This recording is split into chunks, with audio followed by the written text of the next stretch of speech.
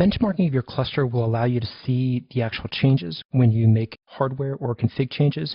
You'll be able to tell if your changes affected things like you expected them to. So in this video, we're going to explore how to perform benchmarking the native TerraGen and TerraSort facilities inside of Hadoop.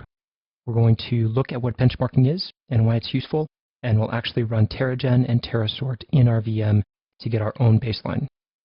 On the required list, you should have been through the HDFS and MapReduce videos and installing the Cloudera Quick Start VM, or you could have installed the Cloudera Manager 4-node cluster.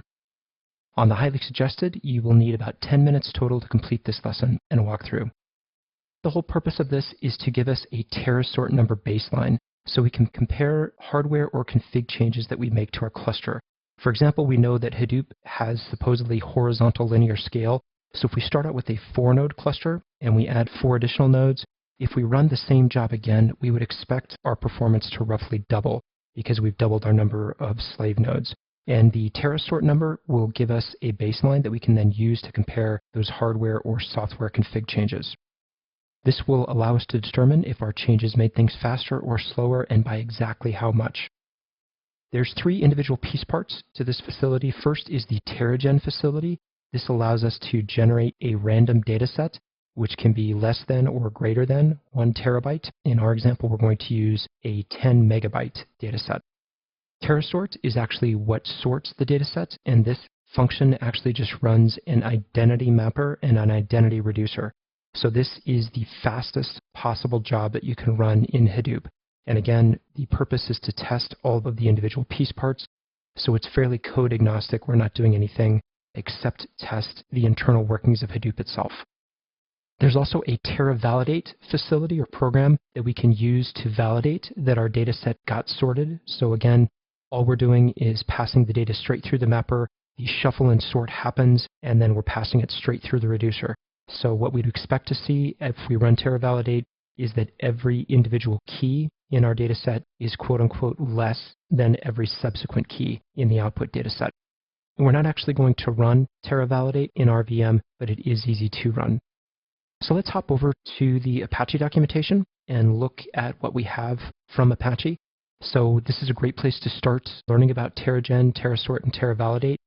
This is just reiterating what we said before, but it's important to note that this is probably one of the big reasons that Hadoop got a lot of attention, is this annual terabyte sort competition.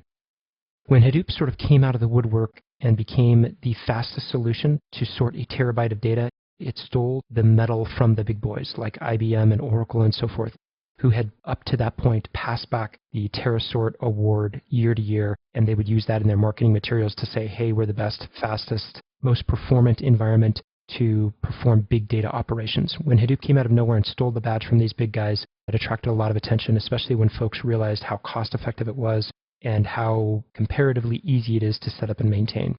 You can see now that the fastest TerraSort that's run on record is actually, this data is old. I think it's now under 2 minutes, but you can see that they were able to get down to like 3 minutes using very high-performing hardware. And now it's sort of used as this geeky competition passed back and forth between universities. And they actually changed the internal workings of Hadoop to do nothing more than make this TerraSort operation happen faster. So it's gotten a little silly, but at the same time, what you'll be doing inside of your VM is very useful to benchmark itself. Hop over to your virtual machine or your 4-node cluster.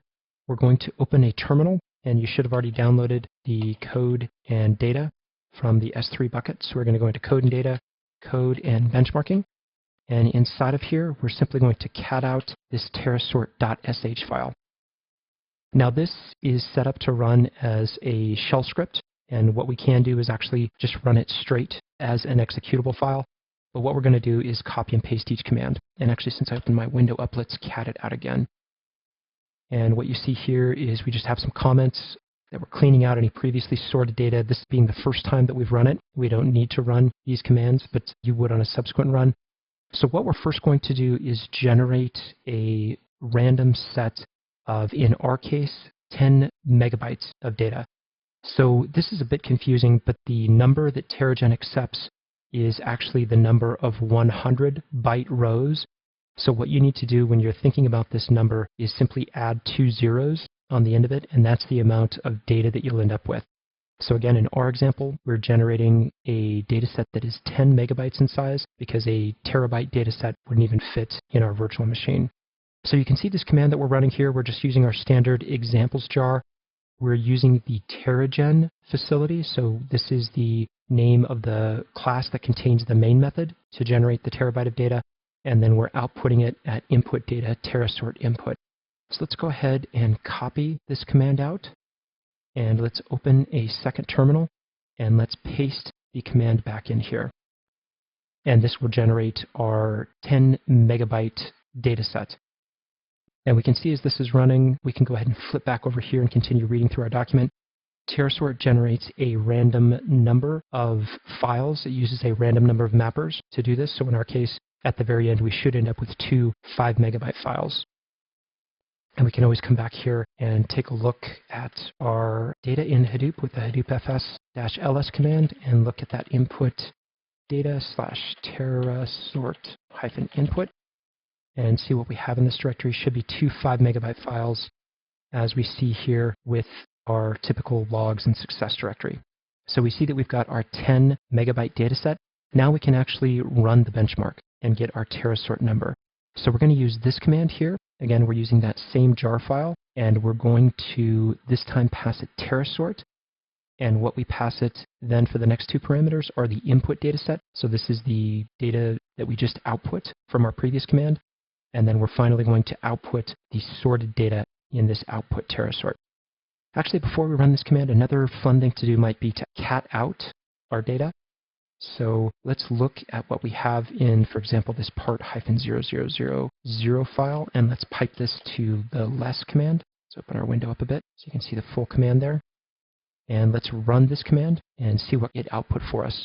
Again, it's just key value pairs. Here's the key, here's the value. Every row guaranteed to be 100 bytes in length. So what we'd expect to see after we run terasort is that our keys are all passed back out from the output data in sorted order. So right now they're unsorted, and terasort will actually go ahead and run that sort.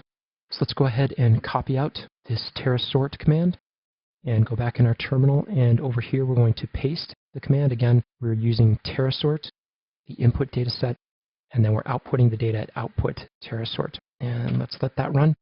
In our case, on our VM, is going to take about a half a minute. In a real production cluster, this might be a whole lot faster. Any job, even the most trivial job in Hadoop, is going to typically run in the 10 to 15 second range. So it's really best if you can actually generate a full terabyte of data if you're going to run this test, or at least definitely more than the 10 megabytes that we're using in this case. As this is running, let's go ahead and hop over to a web browser. And let's load the job tracker's address, so 50030. And we're going to need to see how quickly this job completed.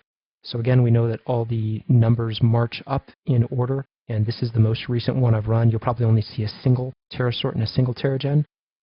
Let's click on this 0023, and you can see in our case, we ran in about a half a minute. So our actual terasort number to sort a terabyte of data would actually be 10,000 times this size. So you can see that our single little virtual machine is not exactly performant, but at least this gives us a good baseline to consider when we add additional nodes or when we do something else to our little cluster we have here. Make a config change, or perhaps go in and make this, instead of a single pseudo-distributed cluster, make it a fully distributed cluster. We should see that number go down quite a bit. Again, in a real production cluster, you're going to want to use a whole lot more than just 10 megabytes of data. We just did this essentially to show the running of the terasort and TeraGen scripts and be able to get you a result back quicker than the minutes that it would take. You could easily just up arrow and go back and change the size of this file, maybe add an additional 2 zeros to make it 1 gigabyte of data in size. And then maybe here you could say something like 1 gigabyte on the end of it, so we end up with a new data set. And when we run that, we would then have 1 gigabyte data set. And our result for both TeraGen and terasort would end up taking in the range of minutes rather than the seconds that we saw here. These are very useful facilities to have in your back pocket to be able to benchmark your cluster and be able to understand when you make changes how those changes affected your cluster. If they sped things up, slowed things down, or the amount that they actually sped up and slowed down. Hopefully this gave you a good insight into why TerraGen and TerraSort are useful, why benchmarking is useful, and gave you a quick run through of how to run TerraGen and TerraSort in our virtual machine to get our own baseline.